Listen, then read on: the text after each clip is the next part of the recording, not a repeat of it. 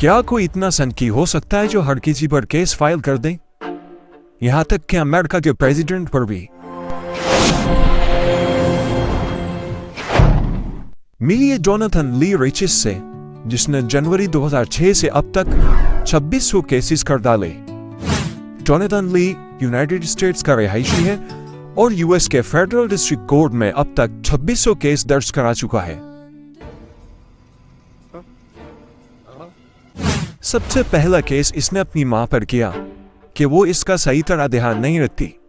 वो केस जीतने पर उसे $20,000 भी मिले।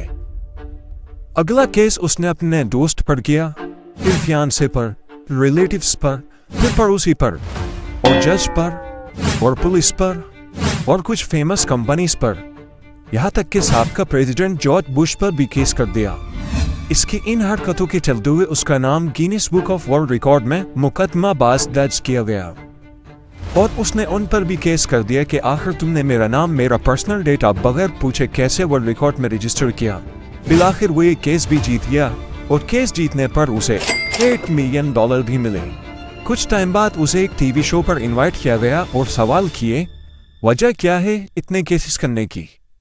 कि कोई तुम्हें पसंद नहीं करता अब और तुम अकेले भी रहते हो। वो हंसा और टीवी शो से उठकर चला गया। कुछ देर बाद मालूम हुआ कि उसने उस टीवी शो पर भी केस फाइल कर दी। वो मुज़ाकरात करने के बाद टीवी शो की जानिब से उसे $50 मिलियन दिए गए। दुनिया सनकी को अब मुकदमाबाज के नाम से जानती है।